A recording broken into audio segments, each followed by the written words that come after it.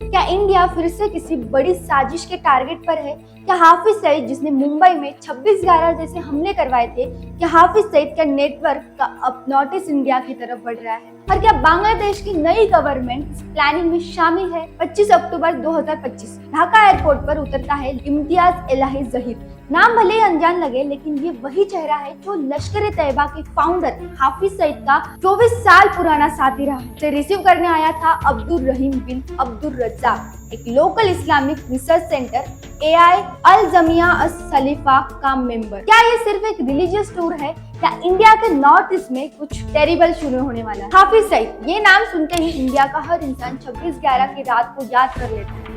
वो रात जब मुंबई में हमला हुआ। LET लश्कर तैयबा वही ऑर्गेनाइजेशन जिसने इंडिया को उसके सबसे बड़े टेररिस्ट इंजरी दी। लेकिन हम 2025 में उसी टेररिस्ट नेटवर्क का एक नया चेहरा सामने आया। इम्तियाज एलाही जहीर, हाफिज सईद का करीबी पाकिस्तान के मरकजी जमीयत अल्ह हदीद का जनरल सेक्रेटरी। सोर्सेस कहते हैं कि ये वही नेटवर्क है जो ब्लीड इंडिया नाम की स्ट्रेटेजी पर काम करता है, जहां भारत को सीधे नहीं बल्कि धीरे धीरे अंदर से कमजोर किया जाता है। अगले ही दिन जहीर को बॉर्डर एरियाज में देखा गया। राजशाही, चांपिंगा बांगजी, रंगपुर, ये वही इलाके हैं जो इंडिया के वेस्ट बंगाल और आसाम से लगे हुए हैं। इस वीडियो फुटेज में जहीर को मन से कहते हुए सुना, इस्लाम के लिए खुद को और अपने बच्चों को कुर्बान करने के लिए तैयार रहो। उसने आगे कहा कि पाकिस्तान से लेकर बांग्लादेश तक सारे मुसलमान एकजुट हो सेकुलरिज्म के खिलाफ। यानी ये सिर्फ रिलीजियस टूल नहीं था, बल्कि आइडियोलॉजिकल मोबिलाइजेशन की कोशिश थी। इंटेलिजेंस सर्कल्स में इसे कहा जा रहा है साइलेंट इनफिल्ट्रेशन स्ट्रेटेजी। अब सबसे बड़ा सवाल, क्यों बांग्लादेश में अचानक ये सब पॉसिबल हो गया? अगस्त 2024 शेख हसीना की गवर्नमेंट गिरती है और मोहम्मद यूनुस नाम के नोबेल लॉरेट को इंटरनेट चीफ एडवाइजर बनाया जाता है। लेकिन यूनुस के आने के बाद बांग्लादेश की पॉलिटिक्स में एक नया स्ट्रेंस देखने को मिलता है, anti India statement, pro Pakistan gestures और अब जाकिर नाइक जैसे फुगिटिव्स को खुलेआम बुलाने की। सोर्सेज बताते हैं कि यूनुस ने हाल ही में पाकिस्तान के जनरल शहीद शमशाद मिर्जा को एक बुक गिफ्ट में दी, जिसके कवर पर आसाम और नॉर्थ ईस्ट इंडिया को बांग्लादेश का हिस्सा दिखाया गया था। क्या ये सिर्फ सिंबॉलिक है या कोई बड़ा जियोग्राफिकल ड्रीम बनाया जा रहा है?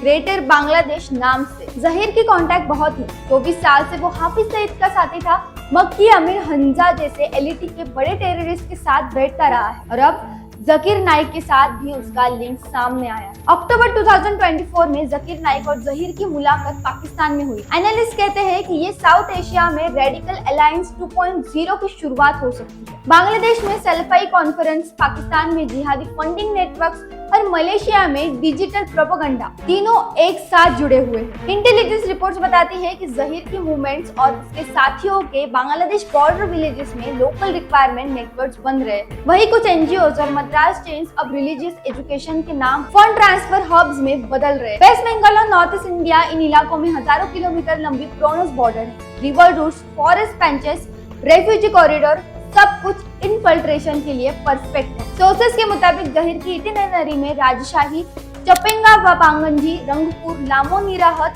नीलफारामी, यहाँ तक कि नायगांव के और जोईपुर तक के दौर शामिल हैं। सिक्योरिटी एनालिस्ट मानते हैं कि ये इलाके इंडिया के सिलचर, कोच बिहार, मालदा और जलपाईगुड़ी जैसे सेंसिटिव सेक्टर्स में सीधे जुड़े हुए हैं। कई बार रेडिकलाइजेशन या रिलीजियस डिस्कर्सेस से शुरू होकर सोशल मीडिया कैंपेन्स में बदल जाता है और वहीं से रिक्वायरमेंट्स और फंडिंग शुरू होती है। यानी वॉर अब सिर्फ वेपन्स पर नहीं, माइंडसेट से भी लड़ा जा रहा है। सोर्सेस इन मल्टी एजेंसी सेंटर्स के मुताबिक इंडिया के ईस्टर्न काउंटर पर हाइटेन टेरर चैटर डिटेक्ट हुआ है। जहीर की विजिट और हाफिज सईद के हालिया बयान इसे कंफर्म करते हैं कि LET फिर से इंडिया को डिस्टेबलाइजेशन करने की कोशिश में है। कुछ वीक्स पहले इंटेलिजेंस एजेंसी ने नेशनल अलर्ट जारी किया था, जिसमें वार्निंग दी गई थी कि LET और उसके अलायंस इंडिया के अंदर है, कुछ सिंबॉलिक अटैक का प्लान कर रहे हैं और ताकि इसका ब्लेम इंडिया एजेंसी पर ही आ जाए। कहा जा रहा है कि सईद ने पाकिस्तान में बयान दिया, भारत कुछ हमलों की साजिश रचेगा और उसका इल्जाम ISI पर डाल, यानी नैरेटिव वॉर भी शुरू हो चुका है। ये कहानी सिर्फ बांग्लादेश और पाकिस्तान की नहीं है, ये कहानी है इंडिया की सिक्योरिटी की, हमारी अलर्टनेस।